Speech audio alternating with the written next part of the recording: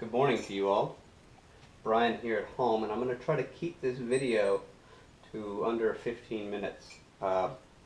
Please excuse the odd angles or the odd quality of the video. I'm using a GoPro Hero 3 to film this, and I guess it doesn't do a narrow view, so I don't know how to get rid of the fishbowl effect.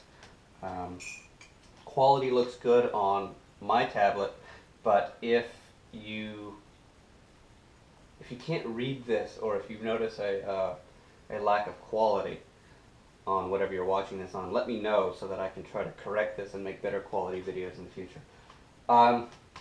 So this is just going to be a real quick video on 3 nutritional templates, as I like to call them, because I think that these are some pretty good things to start with. But you may have to tweak it for your individual body.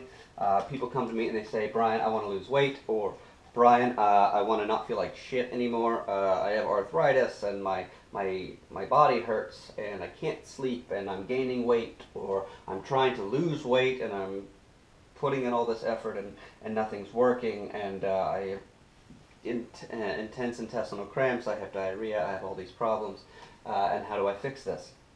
And I will direct them to one of these 3 diets to start with. And the first diet that I like to direct people towards, the first question I ask them is like, what is your tolerance for discomfort? Because these are sort of ranked in order of easy to more difficult. So primal is significantly easier than a ketogenic diet. So depending on your tolerance for discomfort, you may prefer to start with primal. So over here, the first diet I like to suggest, it's like easy mode, is called the Primal Blueprint by Mark Sisson.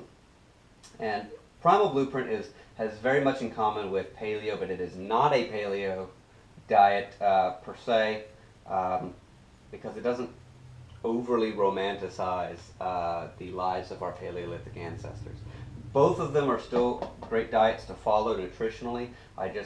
In my opinion, paleo is a little harder to live up to if you're trying to go the whole hog, if you will, and trying to completely live up to wherever your Paleolithic genes came from. I mean, when you really get down to trying to nail down the paleo diet to a T, there's a genetic component where you have to like assess where your genes came from and try as hard as you can to eat the foods that your particular ancestors would have eaten from whatever their geography was, and it can get really hard to do.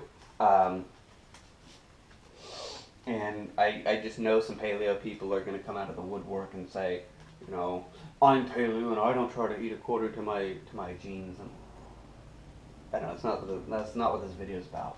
I have done all 3 of these diets. I have done paleo, primal, and the ketogenic diet. And I went back and forth between primal and paleo while I was a truck driver. I will make a video on how I lost 60 pounds as a truck driver, with whatever pictures that I bothered to take during that time period. But we got to get moving.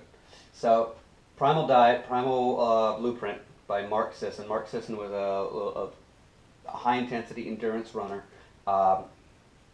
who had a career-ending injury. Lots of them, actually. A lot of wear and tear from endurance activities. Mark Sisson gives no love to endurance activities.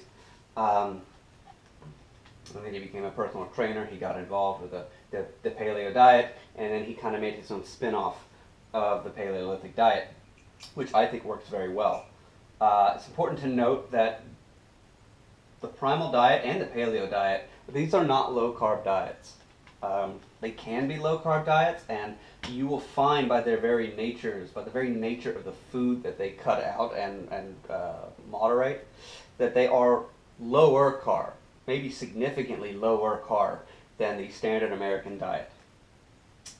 In Primal Blueprint's case, Mark Sisson recommends a carb range of 80 to 120 grams of carbs for people trying to lose weight. for people who are trying to improve their body composition and lose body fat. 80 to 120 carbs per day is where you want to play. If you're an athlete, you can have more carbs than that. If you want to lose weight faster, or if you want to take your primal diet and try to go more ketogenic with it, you can go under 80 carbs, if that's what you want to do. You'll find that the Primal Blueprint and Paleo is going to require a pretty radical shift in the way that you eat if you're not used to eating this way. They're going to have you cut out wheat, corn, soy, and sugar, which for many people is going to be a big change, because it doesn't just mean no sodas and Twinkies. It also means no bread, no English muffins. It means no sugar in your coffee. It means no corn on the cob. It means no buying any product that is made with high fructose corn syrup and corn solids and soy lecithins, or some of the guar gums and the xanthan gums. These gums that are made based on the proteins inside of wheat and corn, which are featured in a lot of the gluten-free foods. The gluten-free diet is one of the worst diets you can adopt, because they make their gluten-free foods by using all this other crap in order to make it. And in particular, potato flours are pretty treacherous. They don't have you cut up potatoes. They want you to think really hard about having a potato, but strictly speaking, you don't have to cut it out on a primal diet. They have mixed thoughts about dairy and rice and legumes and whey protein powders and supplements. So in the primal world, they like to think that dairy is fine so long as you're not lactose intolerant. They want you to test yourself. They would like you to take dairy out of your diet for 30 days and then put it back in and see what happens, see if you react to it. But if it turns out you're not lactose intolerant, then milk is kosher, as long as you can handle the carb load. Same thing with rice. Primal, I don't have it up here, or not primal, paleo, I don't have it up here, but paleo would really like you to forego the rice as well. I don't know why I didn't write it up here. But primal, not so much. I just want you to think about the rice. They would prefer that if you're going to eat rice, that you eat that you eat white rice, which is ironic. Most of the trouble, most of the anti-nutrients and the phytates and such are in the bran. So the bran is what makes the rice brown. So if you get white rice, you're getting rice without the bran, and they would prefer it if you wash your rice. I've even read some primal literature on fermenting your rice before you eat it, fermenting it for 3 days in salt and water, and letting that go for 3 days. Legumes, they kind of have the same opinion. There are a lot of anti-nutrients like phytates, and there are a lot of things like lectins inside legumes. And whereas paleo would say get it out, they say ferment it and you'll neutralize a lot of that stuff. I don't know how true that is. I'm just reporting what I read. And what I did, I cut out all these things. I went primal, but I was more paleo than primal, because I got rid of rice completely. I got rid of legumes completely. But I still ate dairy. I used a whey protein supplement while I was in the truck. I took multiple supplements while I was in the truck, and I ate fruits and veggies, and I had potatoes, but I still stayed in that carb range. So I was kind of like in the middle between these two things. When it comes to whey protein, this is where I think primal really shines through with its idea. See, paleo is about this idea of romanticizing our Paleolithic ancestors. It's about this paleo is this idea that the genes we have today come from the ancestors 100,000 years ago, and if it wasn't available to them, then we shouldn't be eating it at all. And so they have us cut all these things out because theoretically our Paleolithic ancestors didn't have access to them, although that's a little up in the air for reasons I'm not going to get into, because this video is supposed to be about 3 diets, not 1 or even 2. And I'm already going pretty much over time. But where the primal diet really shines through is it admits that yes, we do have the same genes as our Paleolithic ancestors, Evolutionary biology, totally kosher with that. But we live in the modern world, and we have access to technology that can help us create foods um, that wouldn't have been available to our Paleolithic ancestors, but would have been very good for them if they'd had access to it. And whey protein is theoretically one of these things, because it is separating all of the milk sugars out of the milk. And what you get is you get whey, and it's pure protein, and there are none of the sugars that come with it. And so that's kosher in primal world.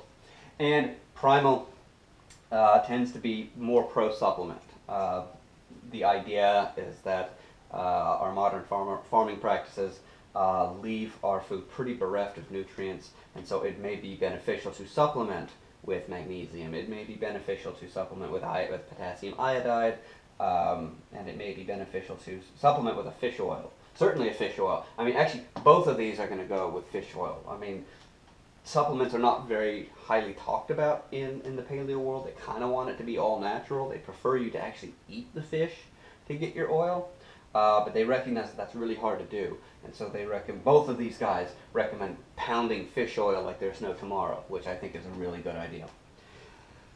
So the primal diet definitely prefers that if you're going to eat carbs, you get it from berries. If you're going to eat a potato, you should eat a sweet potato, and you should be eating meat, because this is a very generous helping of protein and very generous on the fat diet. But they would prefer that your meat is grass-fed, and they would prefer that your produce is organic. I think all diets are that way now. I don't think there's any diet that would say, yeah, go get all your stuff from Walmart. I'll say that. In fact, I'll do a video on how to lose weight and get significantly healthier than you probably are now by getting everything you need from Walmart, because I realize not all of us can afford to go buy $8 per pound grass-fed, grass-finished beef. And so paleo is basically the same thing. The Paleolithic diet is the brainchild of Dr. Lauren Cordain, created by, it's not created by Rob Wolf, but I think it's a fair argument to say that Rob Wolf is the leader of the paleo diet today. You should check out his website, robwolf.com. Really great podcast on Paleolithic foods, low-carb eating, strength training. He's a strength and conditioning coach. He's a biochemist who became a strength and conditioning coach, Rob Wolf, that is. And I think he's a very knowledgeable man, and he's just a really good writer, too. If you ever pick up the book, The Paleo Solution by Rob Wolf,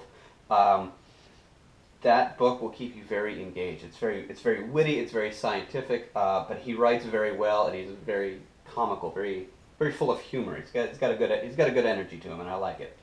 It's important to note that paleo is not a low-carb diet, and there's not necessarily any carb limit in a paleo diet. They don't really work that way.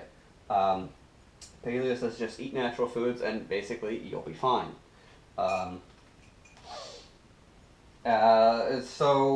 But what you will find is that when you cut out this long list of foods, you're going to find it very hard to eat more than 120, 150, 200 grams of carbs unless you're just gorging yourself on fruits and starchy vegetables, kind of like a primal thing. Of course, they want you to cut out the wheat, the soy, the corn, legumes, dairy, sugar, and they also want you to get rid of off-season fruits and veggies.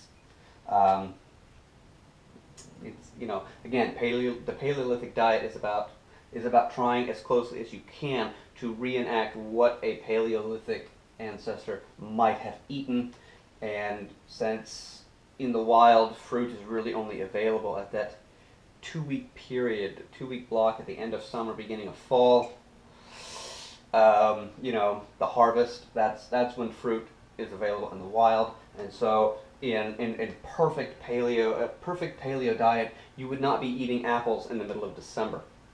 You would not be eating bananas in February. You just wouldn't be doing it. You wouldn't be eating fruits and vegetables out of their natural season, which is really hard to do. So I found that really hard to do. And they want you to cut out white potatoes. White potatoes just have to go. Because even though there's no carb limit here in the paleo world, both of these diets, all of these diets, really are about keeping your insulin down, keeping your insulin low, and this means not flooding your body with glucose. And if you check out the nutritional stats of a potato, it is basically just one gigantic glob of sugar.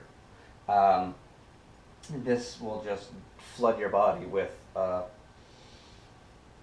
more glucose and insulin than you wanted. So potatoes kind of have to go. But they do definitely prefer sweet potatoes if you're going to eat them. And they prefer grass-fed meat and organic produce and berries. And so that is how those two go. And I'm going to make a separate diet, or a separate video for the ketogenic diet, because this has run a bit longer than I wanted it to. But this is kind of the rundown on primal and paleo. Each of these diets really deserves their own video and probably deserves their own series of videos. I mean, there are whole YouTube channels devoted to both of these. So that is all for primal paleo. And in my next video, I will try to explain the ketogenic diet.